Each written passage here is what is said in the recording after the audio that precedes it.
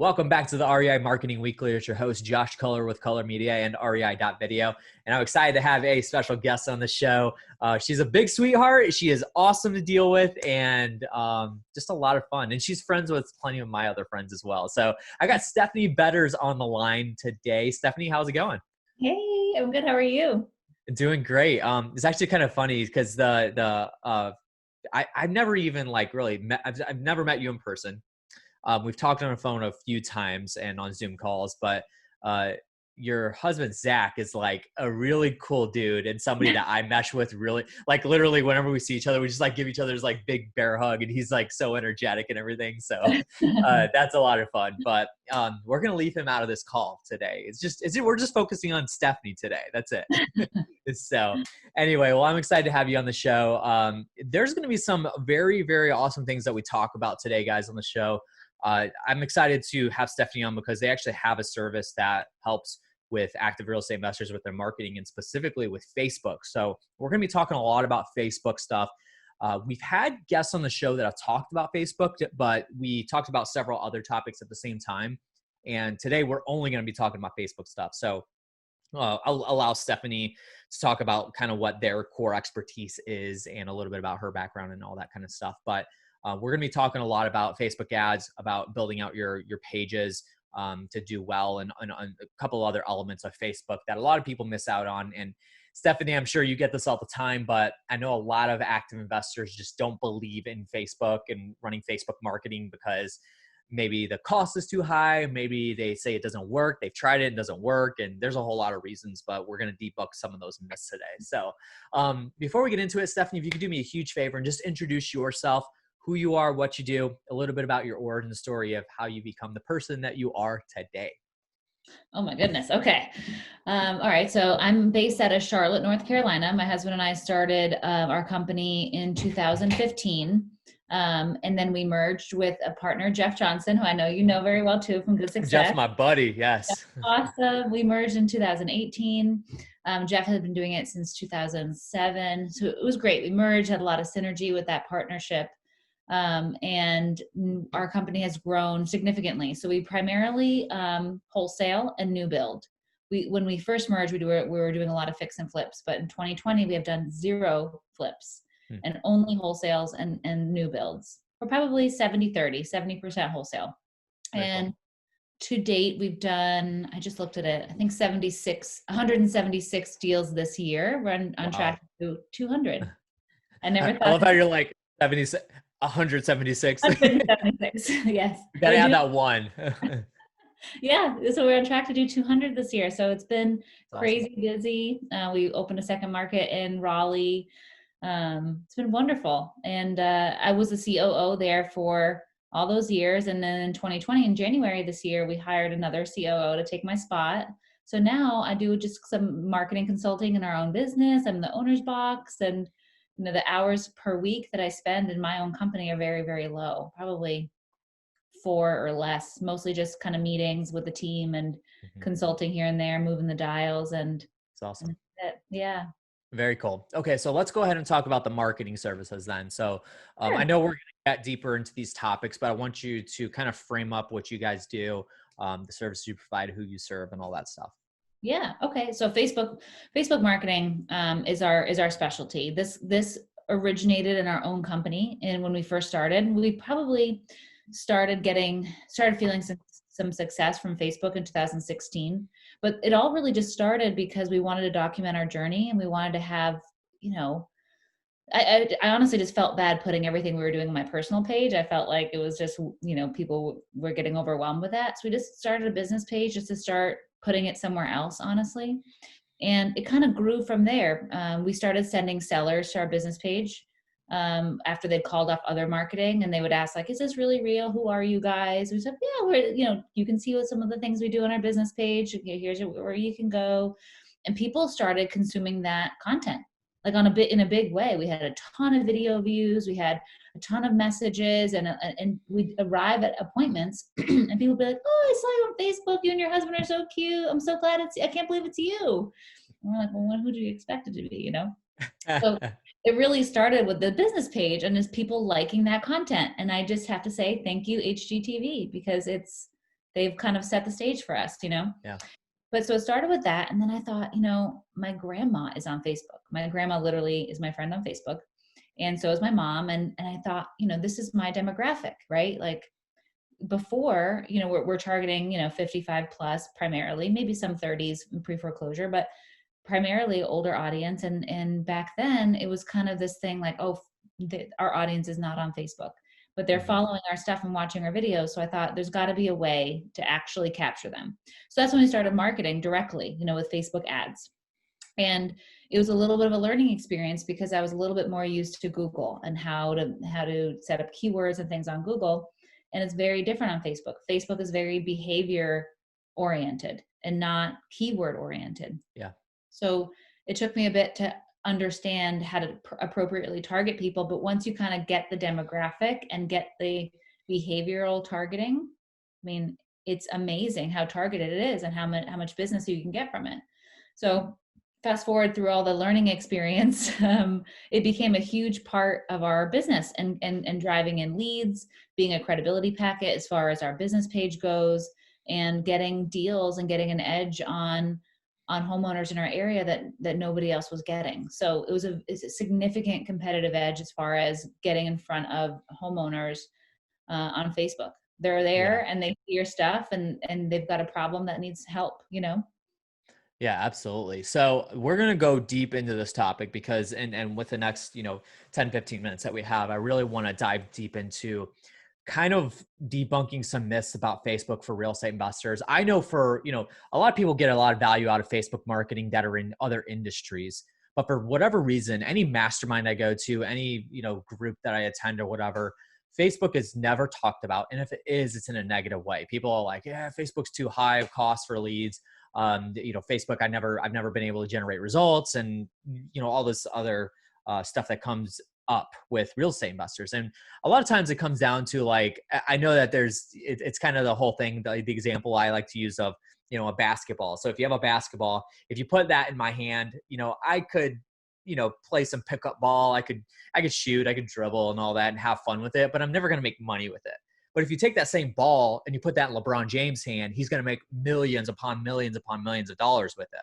So using that tool can either generate zero results or it can generate a lot of results, but it depends on who's actually using the tool, right? And it's the same thing with Facebook marketing. So I know, Stephanie, a lot of it comes down to that. But that being said, what are some things that you hear a lot from real estate investors about Facebook marketing that maybe there are questions that people are asking and it's just a repetitive question you get from everybody, and it's just a myth and something that people need to understand about Facebook marketing for real estate investors? So kind of talk to us about that just a little bit. Sure. So I think there's two parts that it's utilized for investors. Number one is to find sellers. And number two is for buyers. Facebook Marketplace is like today's Craigslist for Yes. dispo deals. So huge, very, very undertapped way to dispo your deals on that side. Yes, absolutely. But on the homeowner side, which is what people usually have the most questions about, it usually is targeted around how do I set up ads that convert? How do people find me, and how do I get qualified leads? And that answer is sometimes difficult to answer because the question is difficult to answer because most people are advertising and they're doing interest targeting. So which means that they go onto the Facebook ad and they type in, an interest that they want to match somebody. In general, that interest targeting is kind of inaccurate. It used to be a lot more accurate, but then Cambridge Analytica happened and Facebook kind of, got slapped on the wrist for how much they can target. So now the targeting is a lot closer to the vest from Facebook and what we can target. We used to be able to target credit score. Yeah. We can't do that anymore. So I think the most successful way to properly market and make ads is to create a funnel. Top of funnel, which is kind of a video explainer type ad. Video does very, very well, by the way. Carousel ads do very well too. And try to sort people your own way. You want to target people who've consumed X amount of media from you, or have looked at pictures, or have looked on your website or something. There needs to be some sort of top of funnel that then you qualify people below that. So like the top of funnel may be a video explaining what you do. It may be an attention grabbing video talking about foreclosure or the forbearance process now in COVID. It could be talking about, how to sell a house with repairs for the quickest way. It's a value add, Yeah. Mm-hmm. You do a lot of this It's a lead hook. It's exactly right. Essentially. Yeah. Exactly right. And so if people engage with that content and their behavior, right, of watching that video or engaging with that content, that tells you that it's relevant to them. So they've self-selected. You don't need interest targeting. They've self-selected to that. And now you can serve them ads that are a little bit more specific and can convert on there, like a lead form ad or a messenger ad. And that's how you start getting qualified leads. Now, the second piece to this that I think is really underrated too is your business page.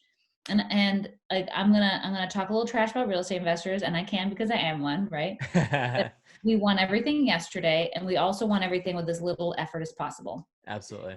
And I'll tell you that the most successful clients that I have that market on Facebook, that we do their stuff for, and they are contributing to it, right? So that means that they have a business page that they're active on, they're going live, they're putting content out there that's personal. We also manage people's business page and put a lot of content out there that's very engaging. But the people who do very well are the people who, put a little extra on top, where they go live or they post a picture of them with a homeowner, or they have testimonials on there. They're populating content.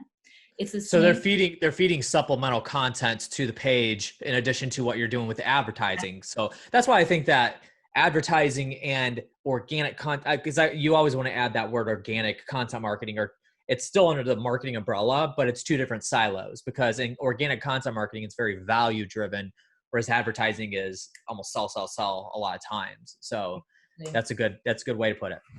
It's the same thing with, SEO or PPC, right? So if you have PPC ads, Google ads running, and you have a crap website, you're not going to convert as much, no matter how good the marketing is, right? No matter how good your keywords are, people go and they see and they're weirded out and they drop off. So without a doubt, you need to have a business page, and you need to have a business page that has content on it. We give you we get you probably 75, 80% of the way there with our content that we'll put out there for you. And then if you literally just put a post a week that is something personal with someone's face, or even a video or a go live, like those ads convert so much better because people now have, they can go research and see your stuff. So I think a lot of investors fail that second piece. Mm-hmm. Yeah. And I, because what we do is primarily content marketing, I see that a lot as well. Right. Cause and it's not just, it's good to know it's not just content, it's also advertising on your end. But I think a lot of people miss out on that. And so when it comes down to it, so then I want to go back to the ads, because a lot of people, like you said, with real estate investors, they want to see results yesterday. They're very impatient. And that's just, I think not just real estate investors, but a lot of entrepreneurs are that way as well. That's just how we're hardwired, right? But at the end of the day, what I tell people in any marketing, it doesn't matter if it's content marketing, if it's advertising, or Facebook ads, SEO, PPC, it doesn't matter what it is. Direct mail, consistency is what wins the game. Staying consistent on your message, staying consistent on the actual channel that you're marketing on is really what will win the game ultimately, no matter what. Because, I mean, you can't just expect to send one direct mail campaign out and close all your deals that way. It takes like 4, 5, 6, 7, 8, 9 direct mail campaigns in order to close a deal sometimes. So that being said, though, when somebody approaches you and says, hey, it's been like 6 to 9 months that we haven't gotten any results off this, what do you tell them? Like, how do you gauge when to turn off a Facebook ad? Because maybe it doesn't work in specific markets. I know that, like, especially with, video content, kind of like what we do, a lot of times video content doesn't work in some markets. It's really odd to see it, but just from seeing the, and actually I shouldn't say it doesn't work. It just doesn't work as well as, like, say for instance, if we're putting video content out for a client in LA, it's going to hit really well. But if you put video content out for somebody that's in, like, Lincoln, Nebraska, it's not going to hit the same way. So when it comes down to, like, running Facebook ads, what do you tell people in terms of, like, how much fuel to put on the fire if there's a big fire or if there's a little fire? Like, how do you approach it? Yeah. So when someone says to me, hey, I've tried Facebook marketing before and it doesn't work, or I'm doing it now by myself and it's not working, can you look at my account? So first of all, you have to have at least enough data to interpret. So you can't make a Right. decision for at least 3 months worth of data, right? Right. Right. Then you've got to look at your content. What does it look like? What does your ad copy look like? What is the media it is that you're using? Is it good? Is it relatable? And then you've got to look at your demographic size. So to your point, having a really urban area versus a rural area, you've got to target things differently. You can have a smaller amount of people, that you're targeting for an urban area versus, somewhere with a lower population. So Facebook ads work everywhere, but you have to optimize it for the live market. So Nebraska, you may not be able to pick like a 10-mile radius. You may have to have a 50-mile radius to get the people in Yeah. between. Maybe people are commuting more, versus a city. It's more densely populated. You can target those people better. But in that same vein, sometimes there's too many people and now you need a higher budget, right? You've got to be able to penetrate the audience and serve enough ads to be seen. Kind of like you get a 1% response rate. So you got to send 1,000 letters to get X amount of calls. It's kind of the same thing with Facebook ads. So your budget is an important aspect here too. And what's interesting about our demographic is it's very, very specific. So you can't be too niche down as far as budget goes or demographic area, like market size goes, because you have to get it in front of the appropriate number of people who it's relevant to. Sure. So, if Facebook is great for broad audiences like first time moms or newlyweds, right? Or people who just change their status to married, like that, that's very obvious who that is. But for the motivated seller, there's that specific audience is less people in general. So you just got to be real clear on how you're targeting that and give it a chance to get in front of those people. That's going to take budget, and that's going to take, that umbrella of market size to get there, on top of all the content stuff and the ad copy and all that. So it's very multifaceted. Yeah. So real quick, you mentioned the actual assets, right? So like the copy, the video itself. I always tell people I run video ads for my company, but it's because I know how to do it well. Again, we're going back to the analogy of using a basketball.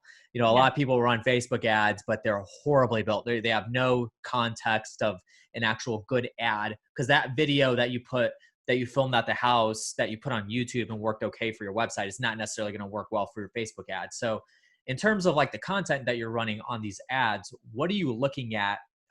Is there a specific structure? Is there a specific type of copy that you want to be putting in there? Is it empathy driven? Is it value driven? Like, what are you looking at in terms of the content for the ads?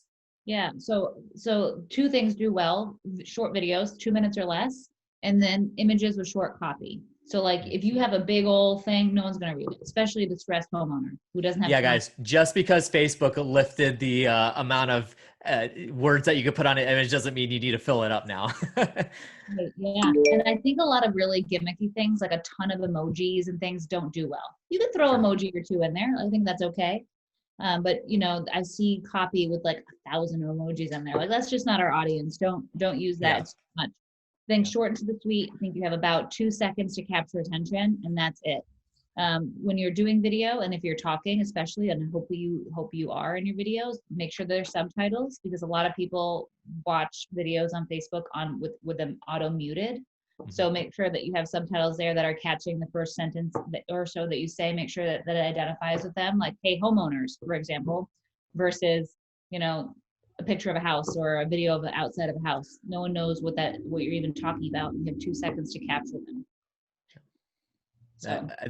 So then you mentioned with the copy, obviously not using a lot of emojis. I think that's really good advice. There's time and place for emojis, guys, but on an ad copy directed towards motivated sellers is not the place. Because you got to remember too, like it's the condition that you're marketing to them in. Most of the time, a motivated seller is not going to be in a very happy place, right? So like either a tired landlord, they really hate the tenants that are in their house. Somebody that inherited a property, they just had a loved one pass and they inherited a deal. Pre-foreclosures, they're going under foreclosure. Like these are just like unhappy circumstances. So, that kind of motivation is not something you want to use any kind of emojis for. But in terms of the copy, then, like, what are you gearing the copy towards? Because I think copy and writing is such an undervalued and underutilized skill inside of marketing. Yeah. So that's one thing I really want you to hit on is like, what are you looking for inside the copy itself?